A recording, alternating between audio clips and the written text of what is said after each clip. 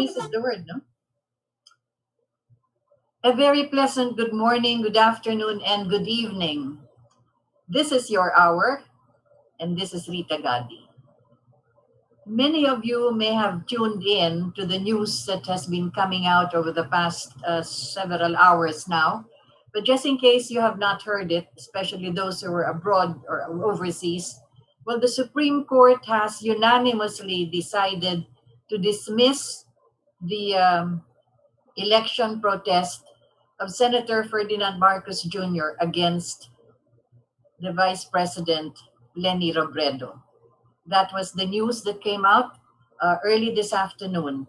So prior to this, we have had several years of discussions on air, perhaps in other channels and other broadcast networks regarding the case, but they could not really give the details as to how it was going, precisely because of the rule, as far as the rules of court are concerned, that if there is a pending case in any court, you cannot indulge in discussing it other than just being quiet about it or just relaying that this is what is being done for the day, because you could be accused of sub judice, meaning you are entering into the area of a court proceeding which is not allowed. So we have refrained from doing this over the past years that your hour has been on air, on YouTube, on Facebook, on Instagram, wherever else it is being broadcast, precisely because we could not go into the details of the protest.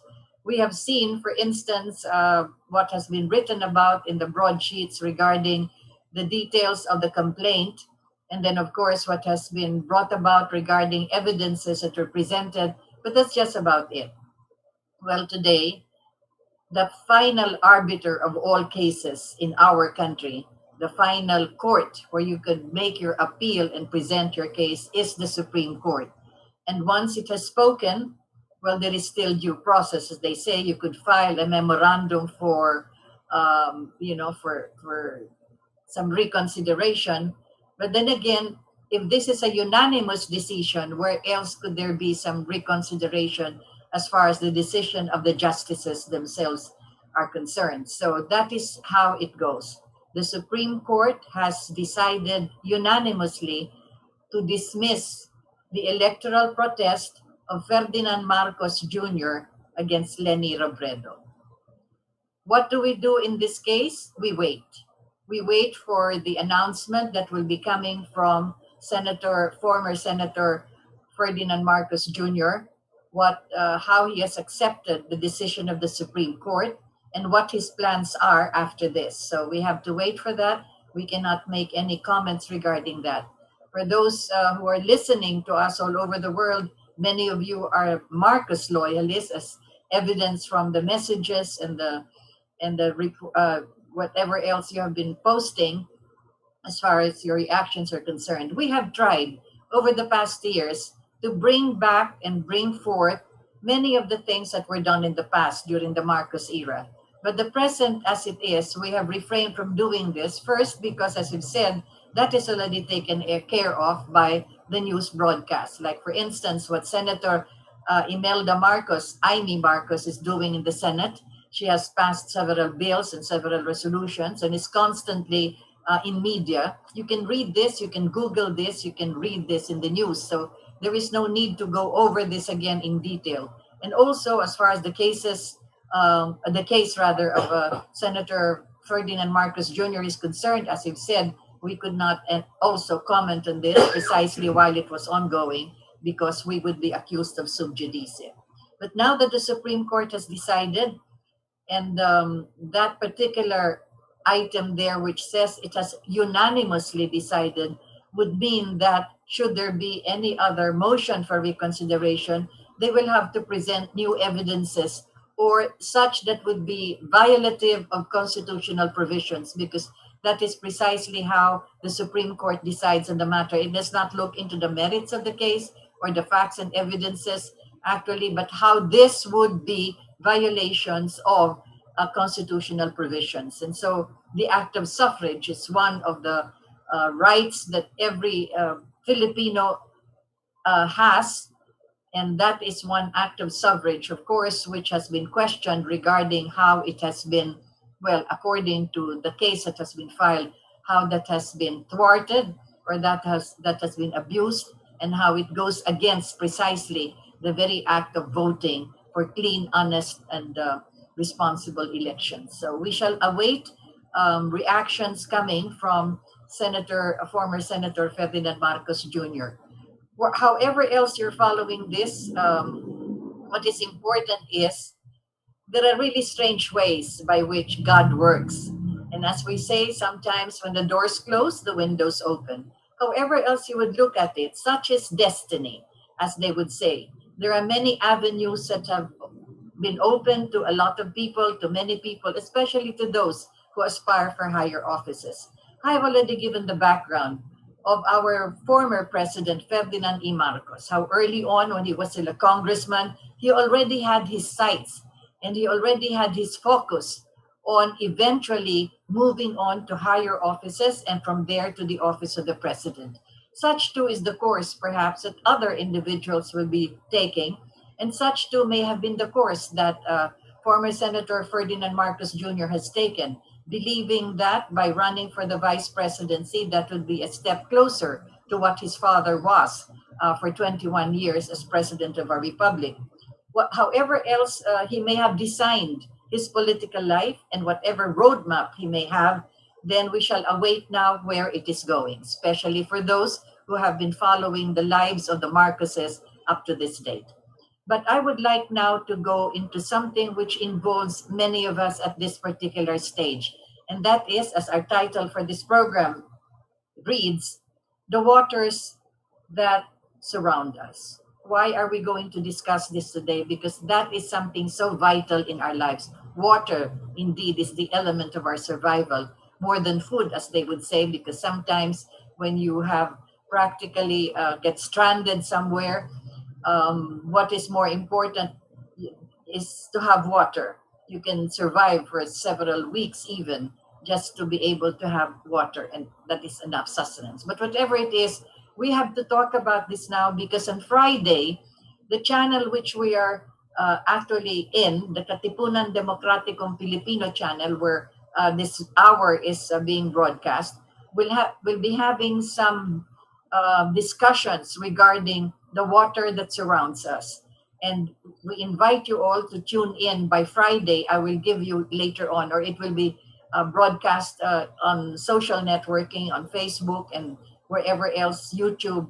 They will be broadcasting the details of how you can participate and listen in to a discussion on Friday on the waters that surround us. But this is specific. The waters that surrounds us. I am dividing this into two divisions. First, as I've said, what will be discussed on Friday, the waters that flow into our households. That's the water that surrounds us.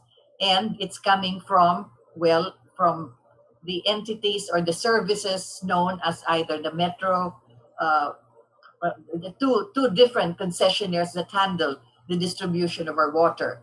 So this will be discussed on Friday. I will not be discussing it today, but it's still so important because that is the water that flows into every household, not only in the metropolitan Manila area, but also all over the country. But what has happened is, as I've already mentioned in the past, the water concessionaires are privately controlled and owned by private businessmen.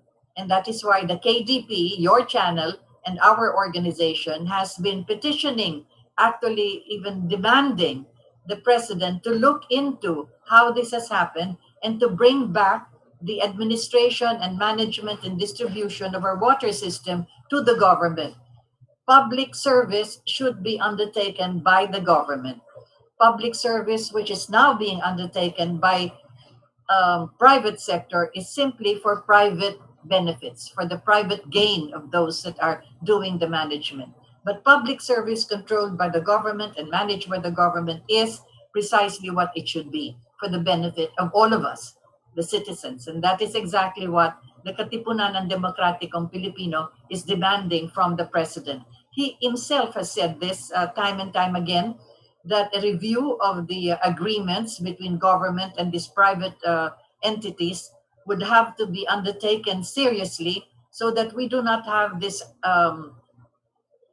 the billings which have so many things added to it, because as I've said, it has been utilized as a business. So what is that business for? For the private individuals that's handling our water. But we will discuss that, as I've said, on Friday. So tune in to this KDP channel on Friday. We will give the details and we will broadcast the details of how to be able to join and participate on Friday. The other waters that surround us are in their eastern seaboard, which is the Pacific Ocean, and on the western seaboard, which is the South China Sea. And that will be related to many of the things that are happening, not just in our region, but in the world. And especially now that things are getting into a little more sensitive and more conflicting and more dangerous, precarious is the word actually. We also will have to look into that. But first, I would like to go over several of my editorials when I was still editing the Philippine Chronicle and the Good Morning Philippines broadsheet. And so this is still to enlighten us of what has been going on even way back, because these editorials were written sometime in 2011, and I'd like to read them just by way of a background. The Pacific, which is the Pacific Ocean, occupies 1/3 of the terrestrial surface of our planet Earth, and it holds 3/4 of all life in our planet. The waters alone encompass 166 square kilometers, far exceeding the total land surface of our planet. It is the largest region of life. This ocean is a living body of water. It gives life and sustenance. It gives life and it sustains life. And this ocean stretches from the shores of Antarctica to the Bering Strait and across the coasts of Colombia in South America to the Malay Peninsula in Asia, along the line of islands extending from Sumatra through Java to Timor, and from Timor to the Cape Londonderry in Australia, the Bass Strait, and on to Tasmania, the northward to the coastlines of the Asian mainland, the Philippine Islands, Korea, Japan, China, and Russia. That is how broad the Pacific actually is in a way. So as far as our geographic location is concerned, the Pacific begins and ends on our shores. But most of the ocean belongs only to the ocean. These regions are unpeopled, thickly inhabited by millions of life forms that do not even move from the ocean beds. We share with them the miracle of life itself, for they have existed millions of years before us, before our time.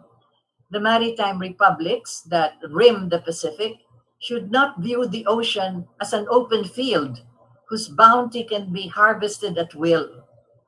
It is painful for anyone connected to the ocean to see how the rich countries over harvest actually the Pacific in a way with all of the gadgets that they have and all of the equipment that they have, dynamite, etc., and troll fishing even.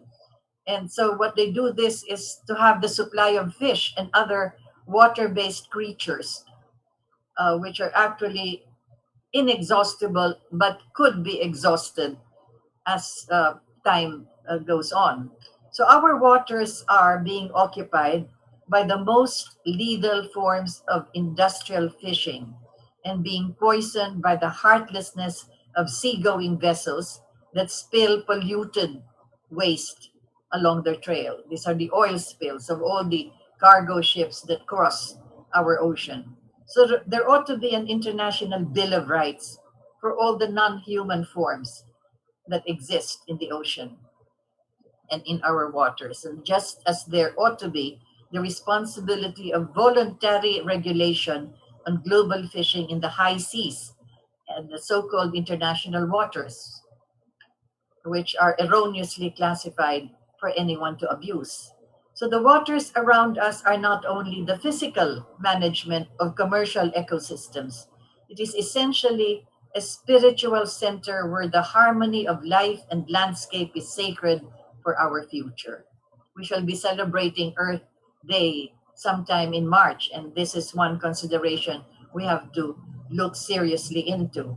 The waters embody the voice of our universal soul, and it remains the legacy of humanity's constant ethic of love for the world peace. And this is where the idea of a global village is an idea painfully searching for a common link with all of humanity, either through diplomacy or economics, or in the modern age, through the phenomenon of the internet, actually.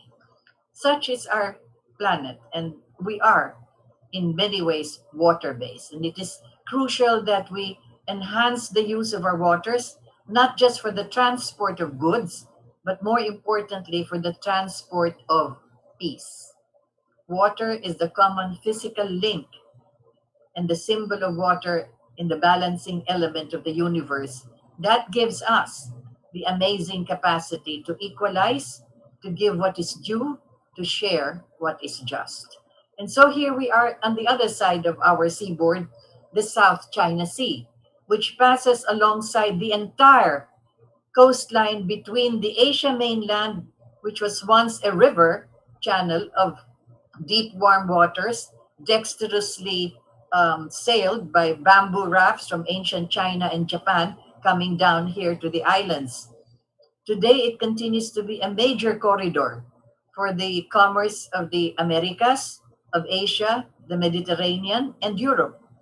Our strategic location, meaning the Philippines, is that of a revolving door. I've said it a number of times, where they enter and to get into the east or into the west, and here you have the Philippines as the entrance and the exit of these two worlds, connected by the 64 million square miles of the Pacific itself.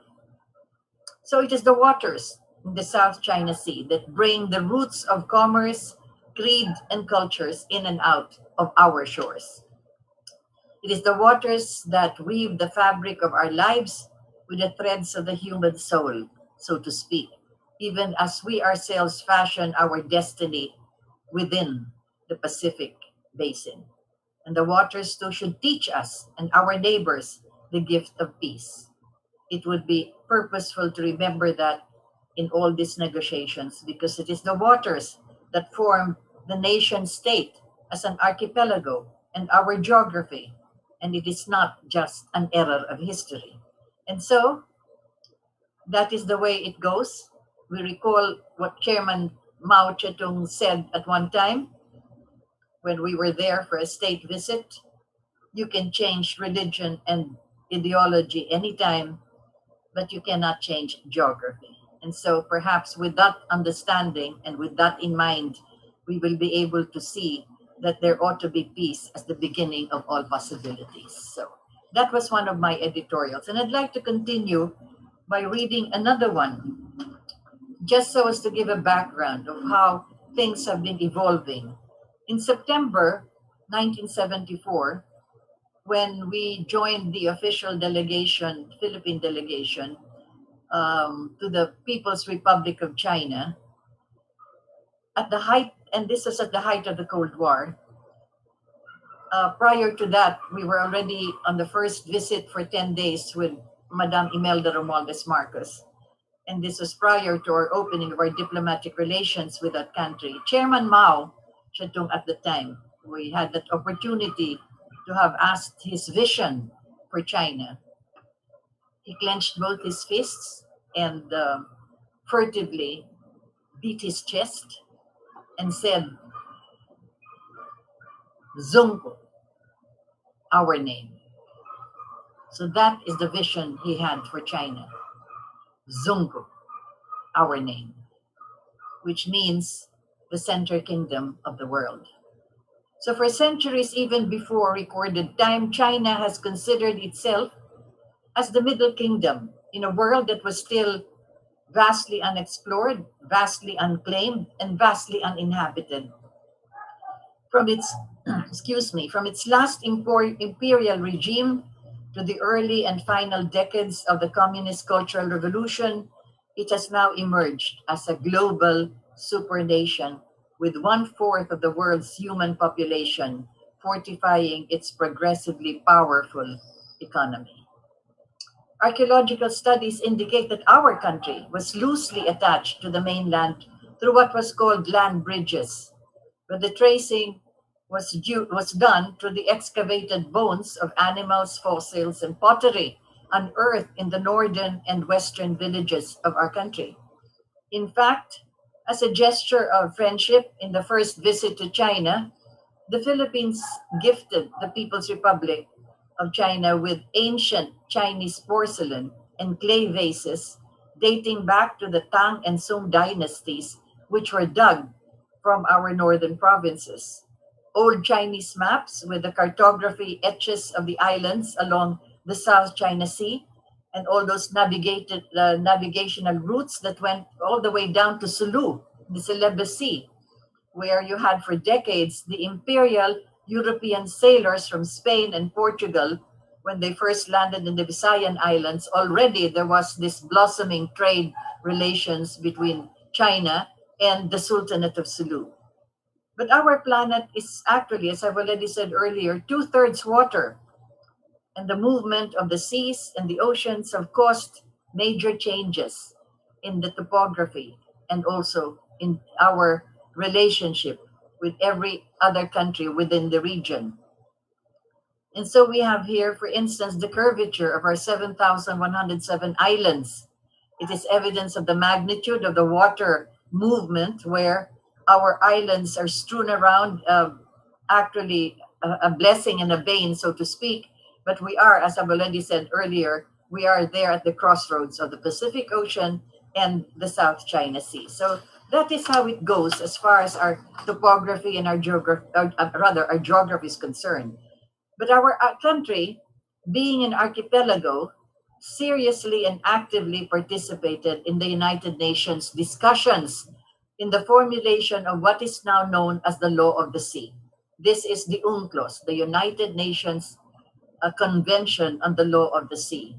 Eminent constitutionalists of our country, Arturo Tolentino, for instance, proposed and debated and worked for our approval of what we now know as the UNCLOS, which is actually with the provisions that clarify and define the lands located within our territorial waters and therefore part of our sovereign territories. An archipelago, as we know this in its original meaning, is actually defined as a sea or other expanses of water having many scattered islands or clusters of islands. In other words, that is how we are defined. We are water with islands. From this definition, therefore, that is how we see that in the passage of time and the movement of the waters, it has defined our national boundaries in the past, but after the Second World War, as a result of dramatic changes in the ownership and territorial boundaries of nations, because of the conquest and colonization of, this coming together, supposedly for rehabilitation and for peace in the whole world. So we have here the United Nations, which was organized, and this resulted in specific declarations as to the boundaries and the limits of islands such as archipelagos like the Philippines and Indonesia and several others in the world. And so that was, according to the conference, the UNCLOS, this is a respect for the national sovereignty and the principle of non-interference in the affairs of other states, the respect for the right of self-determination, and the right to equality of weaker and smaller states in the United Nations, and the friendly understanding and close cooperation over and above the differences. That is a quote from those provisions in the UNCLOS, which is so important. And so now we come to the disputed islands in the territory of our waters within the demarcation lines that have been drawn already by the UNCLOS, and the countries of Malaysia, Vietnam, Taiwan, and the People's Republic of China and Brunei are also laying claim to, and each of them citing reasons for the validity of their intents. And so that what could be most threatening at this particular stage. We will relate this to the things that are happening geopolitically. But as I've said, let us look over some of these writings that I have already done in the past, just by way of a background. First, I have to mention also, I'm talking about the South China Sea and the Pacific, but what is there on the eastern seaboard? That is where we have what is known as the Philippine Rice. And that at one time, President Duterte visited and actually sailed at a certain point to look over the entire territory that is considered as part of our national territory, so to speak, which is part also of the continental shelf. And that is why it was called the Philippine Rice. Why the rice?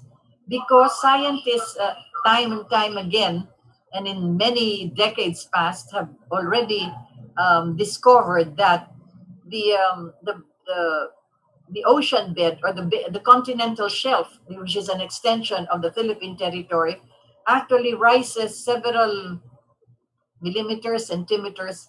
It rises, so that there would come a time that that would be already seen as coming out of the waters. In other words, but this will be, of course, several, I don't know, 100 years, or maybe even, you know, maybe even closer to our time. But that's the bed. This ocean bed and the continental shelf is rising. That is why it's called the Philippine Rise. So if that surfaces, well, the generation and the generations after us will have an extension of the land territory that belongs to the Philippines anyway. So that is why I had to mention this, because that's on our eastern seaboard.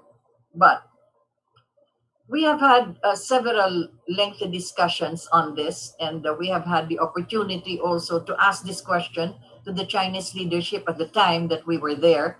And I remember that the late Deng Xiaoping, for instance, um, when all of this, when he was showing us the newly unearthed terracotta warriors, you see this in photographs now. And prior to, when we were about to get there, we were able to ask him several questions about China participating in the SALT, what we call the SALT, which is the termination of nuclear weapons, etc., and all of this, and also how it was that countries are moving about regarding lessening this kind of armaments and all this. And he mentioned quite briefly that it is not part of the Chinese policy, or it is not a possibility that China will be invading any country. And he said this, he would find it ridiculous. In fact, the Chinese translation was, he would find it funny. And that was the Chinese translation I was given. He would find it funny for China to go to war for additional territory when it was already quite a headache to take care of its own territory and its vast population. So that was the statement he made when we asked him about that question. And perhaps you could hold on to that, because he delivered a statement related to this, how that China is not going to invade any country for that matter. So, but we're speaking here of the waters anyway. So in a subsequent brief interview, very brief actually, with the late Chinese Premier Chou En-lai at the receiving room in the hospital at the time, because he was recuperating and being treated, the Chinese premier mentioned that China was seriously intending to enter the United Nations organizations and as an officially recognized country member. And he elaborated on the fact that China was willing to adhere to the World Body's Declaration of Principles. And he even specifically mentioned the provisions on the recognition of the sovereignty of all the member states. And then, of course, these were statements that were made by the Chinese leaders at the time. This was in the 1970s. Much has changed since then. But I just want to give that by way of a background, because these were the leaders that brought about what China is today in many ways. So on record, also, we have President Ferdinand Marcos, who established diplomatic relations with the People's Republic of China in 1974 at the height of the Cold War.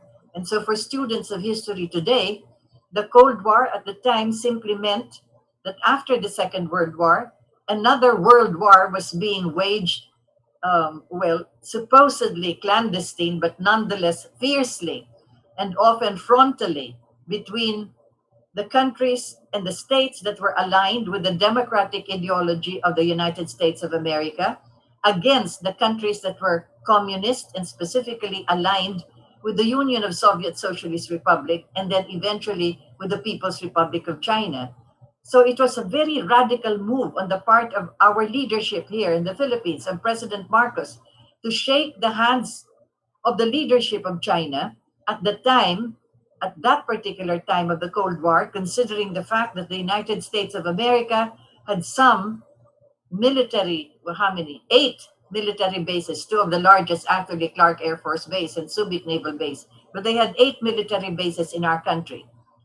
And so uncomfortable as our position may have been at the time, it was providential that diplomacy was used to secure not only the security of our nation, but the integrity of our territorial sovereignty. So many events and political changes have occurred since then. And while now there is the possibility of going back to the simple foundations of friendship and goodwill that they were first established between the People's Republic of China and the Philippines, and we can still draw strength from our diplomatic fundamentals on which respect and recognition are established, regardless of how complex the issues may be at the present time. History records the ties that bind us to the mainland, international statutes such as the United Nations Law of the Sea, the UNCLOS, the ASEAN Declaration of the Code of Conduct, which is now supposedly the guidelines for peaceful resolution of conflicts, are there for us to observe. But the law of nature and geography, as it is today, are still the vital arbiters of who belongs to what territories. We must remember 80% of our planet is water.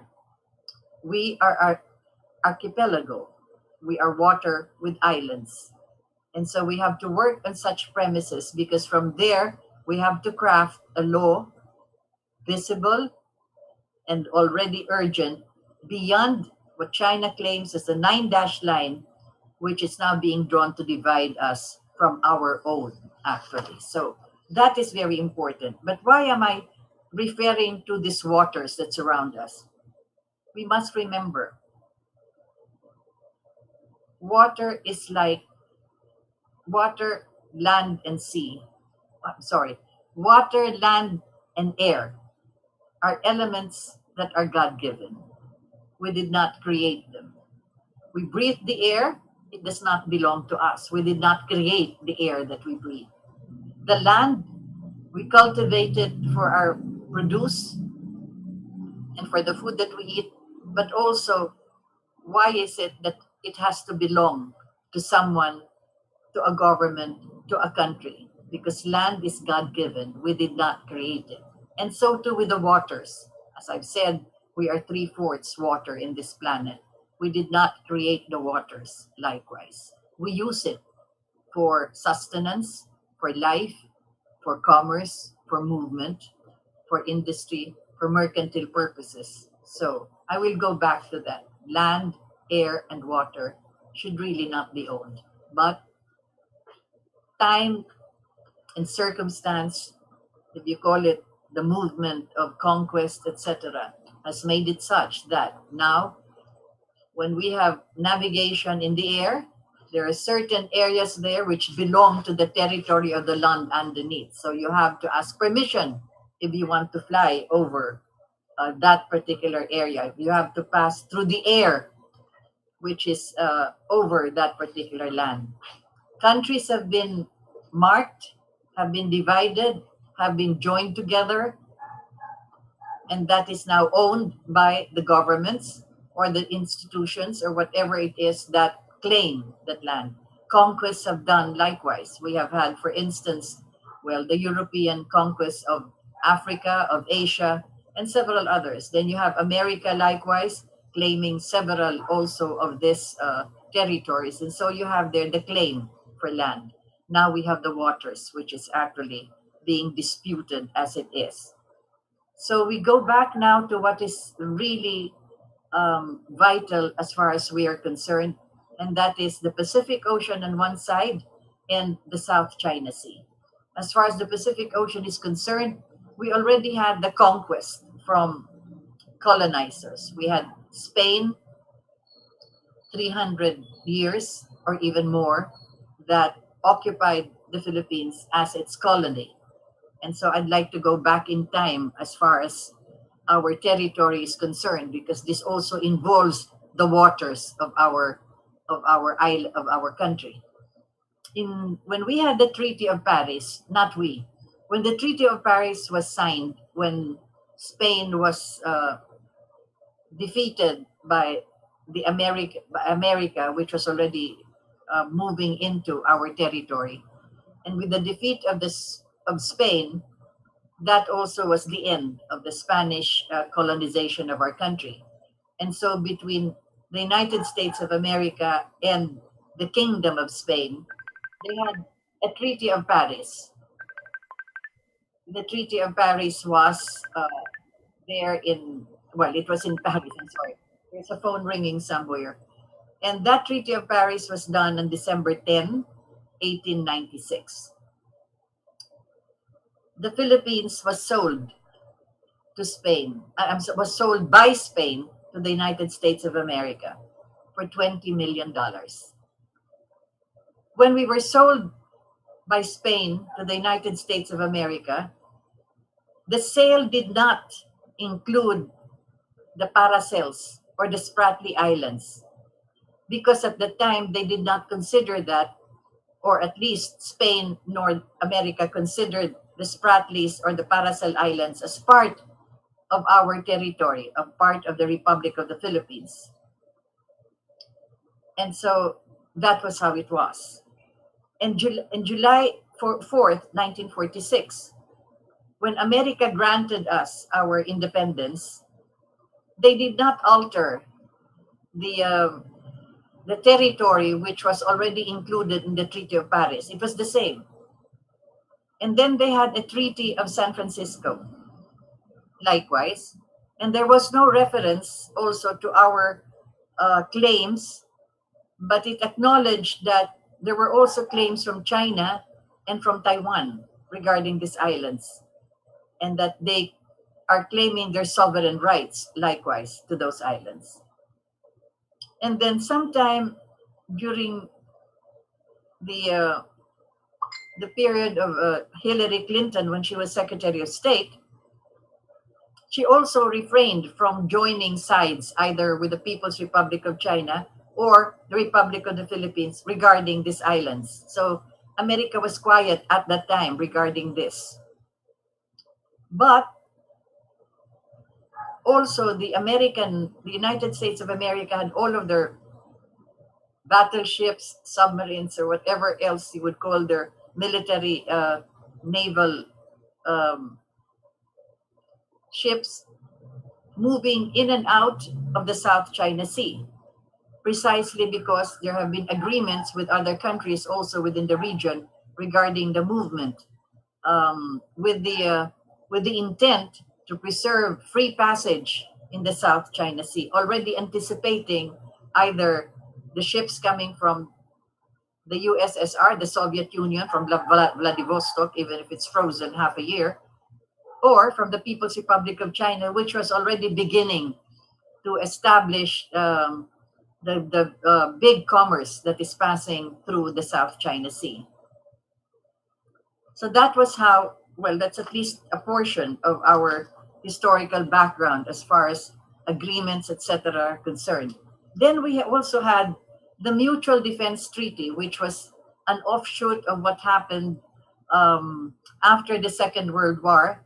And this was a mutual defense treaty which was signed sometime in March 1951, rather. And precisely in that mutual defense treaty, there were several provisions that, first, of course, was the military bases as being part of the military establishments of the United States of America, Clark Air Force Base and the Subic Naval Base.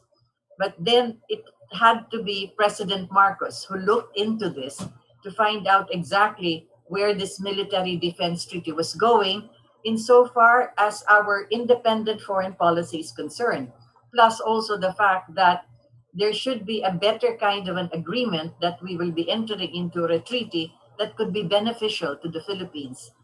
Remember that those bases were part of the hegemony, of course, of the United States of America, but part of what was happening post Second World War, where you had the war in North and South Korea, and you had the war in Vietnam. And the basis here of the Americans was very crucial insofar as these regional conflicts were concerned.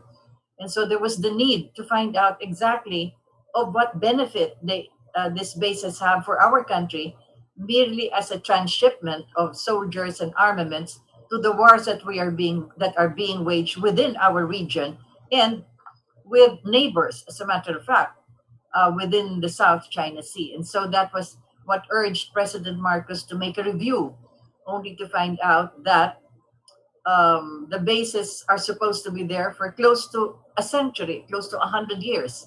And so what he did was 99 years plus plus, in fact. And so what happened was he decided to review this, and not only review this, but to amend this, so that the 99 years of the Military Defense Treaty was reduced to 25 years, with the provision that it could be reviewed, amended, or rescinded every 5 years. He was thinking of subsequent presidents of our country that may want to do their own provisions, revisions, and policies regarding the Mutual Defense Treaty. So that was what's happened. What happened rather, the Mutual Defense Treaty was reduced to 25 years with a review of 5 years, and that 25 years would expire at the time of Marcos. It would expire by 1992. And when it did reach 1992, the Senate, under Mrs. Aquino already, that was already the next administration after President Marcos, decided no longer to continue with the basis, which was one of the provisions regarding one of the provisions in the Mutual Defense Treaty. In other words, the Mutual Defense Treaty is still there, but the provision regarding the military American bases was terminated in 1992.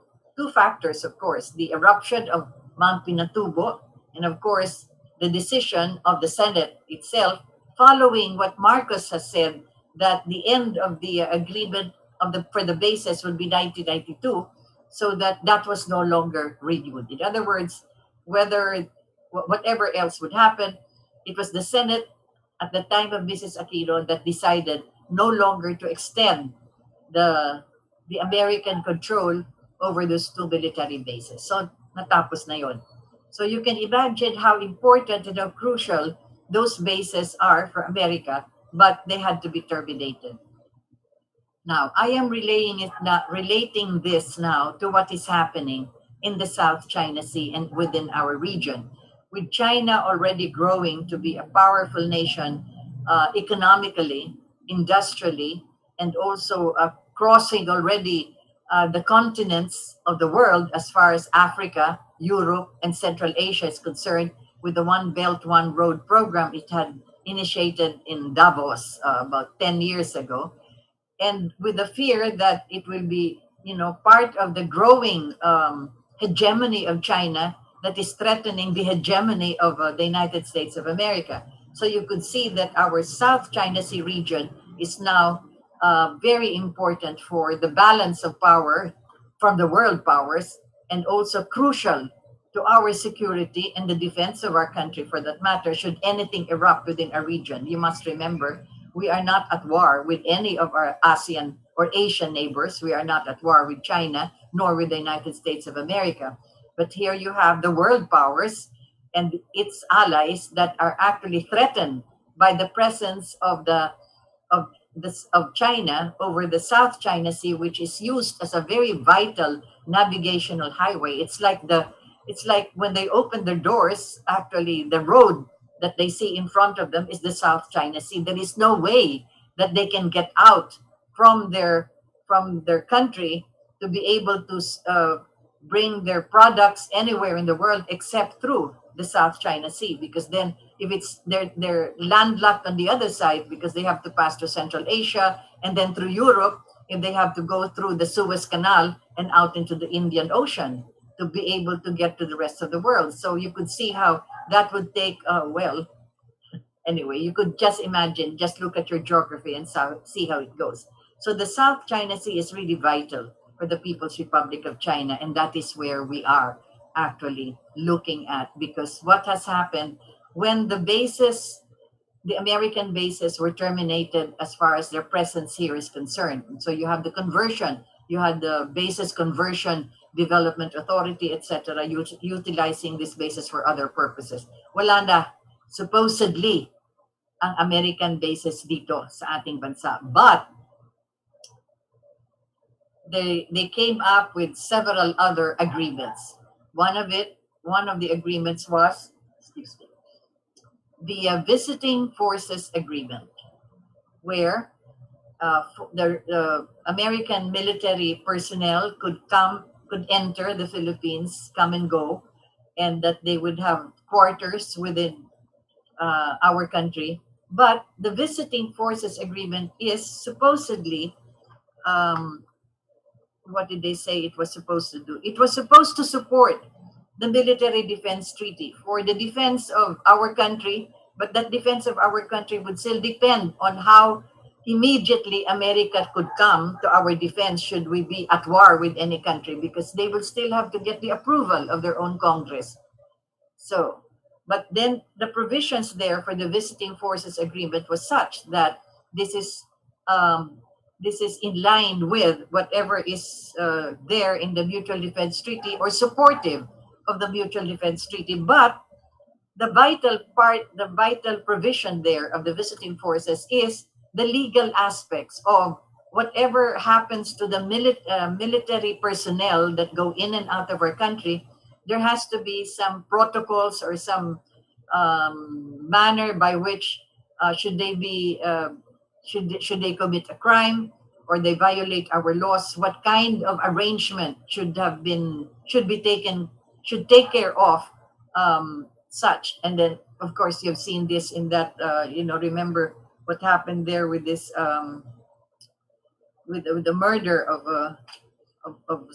of, there in the bases, and that is exactly what the visiting forces agreement is supposed to be, the provisions for visiting forces coming into our country, and how should they violate any of our laws or should commit a crime, how they will be taken care of. That is how it was, so that's how important it is. And then you had also the terms which, well, of course they do this in any country that they would enter. They have this visiting force agreement, so they say it's nothing new.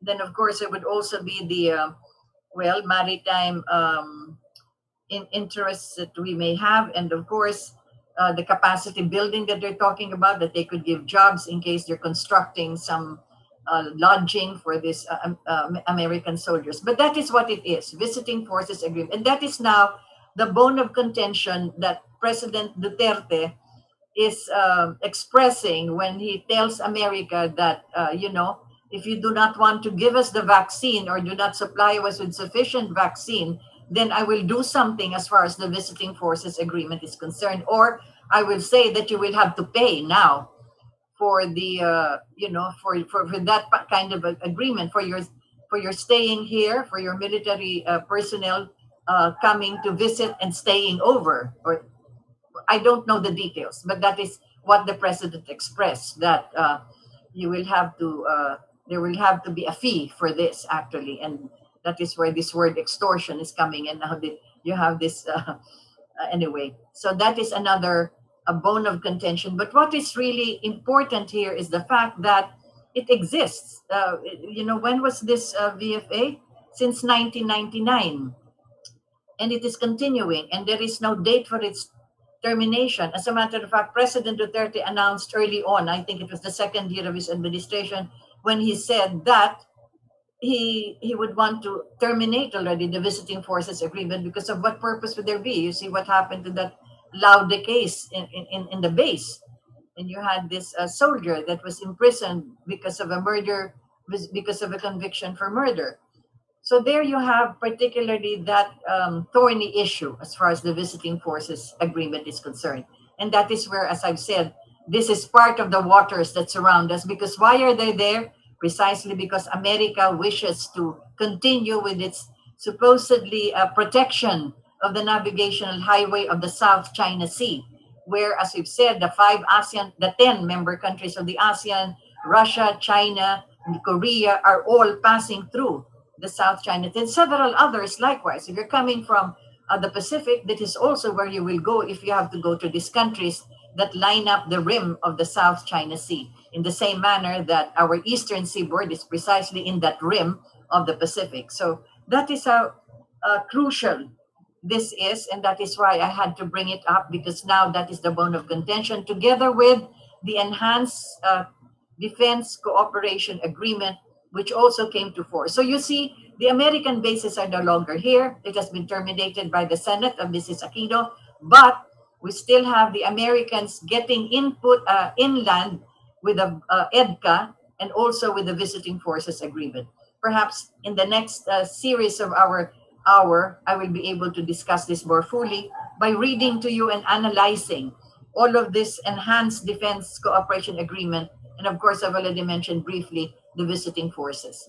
But first, before we close, I'd like to go over some of our messages here,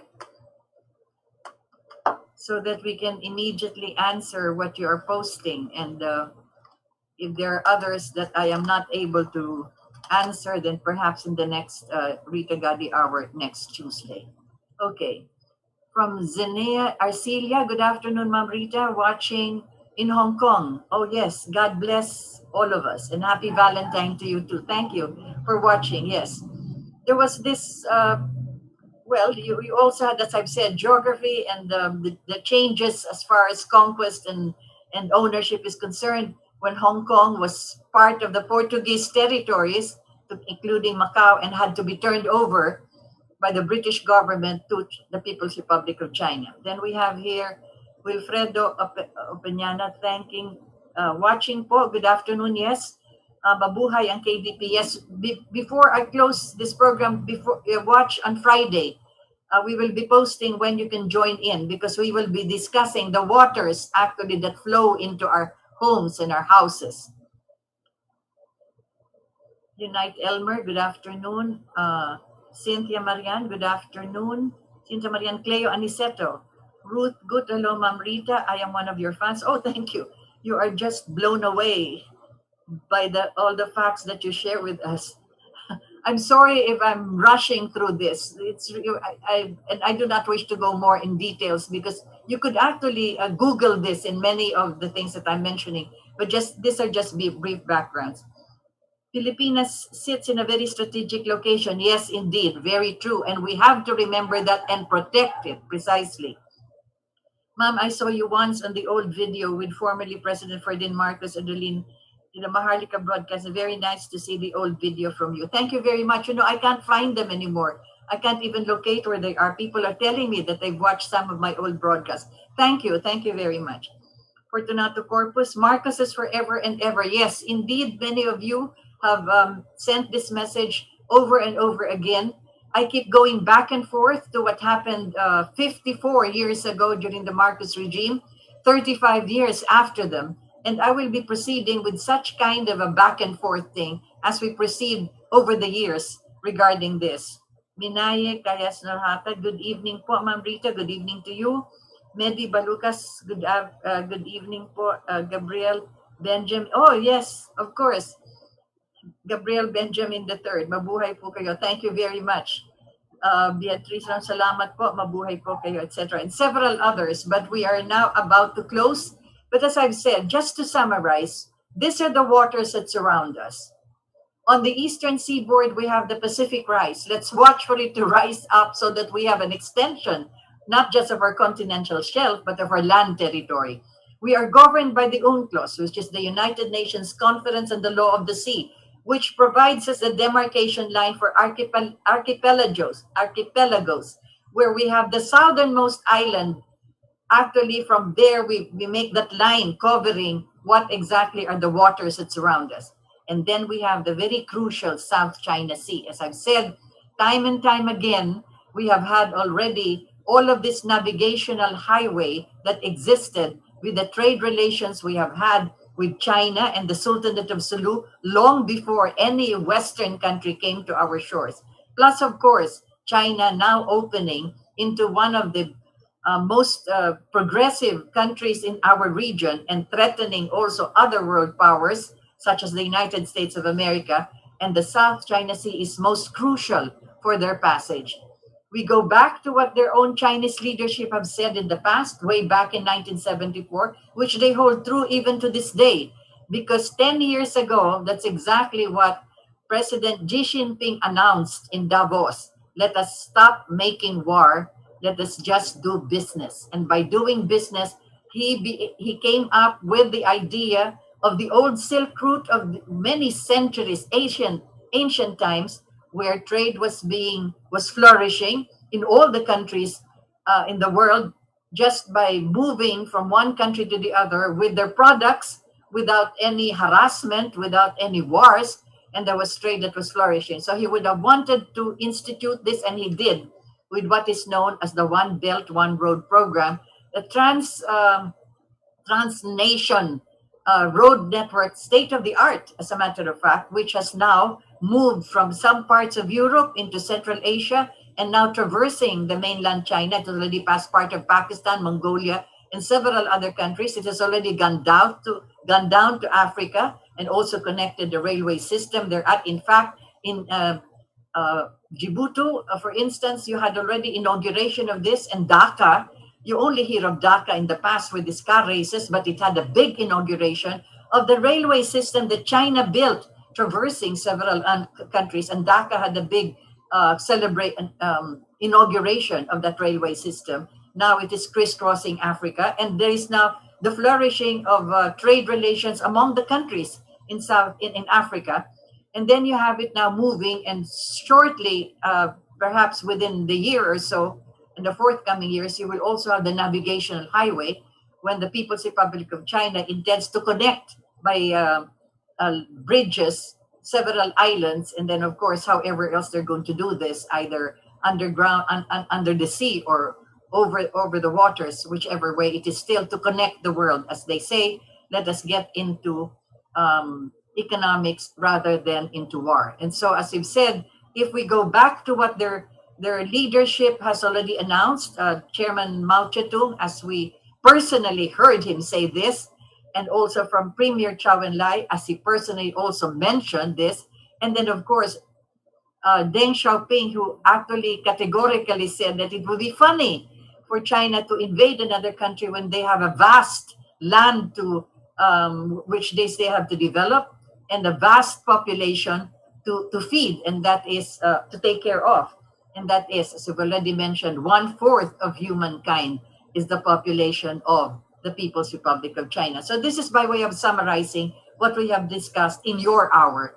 And the other details, we may be able to discuss this eventually. But the other waters that surround us, the waters that flow into our household, this will be discussed lengthily and seriously and intensely on Friday. So don't forget to tune in on the KDP channel on Friday for the other waters that actually flow into our household, because they too surround us. Water is life, and that is for our survival.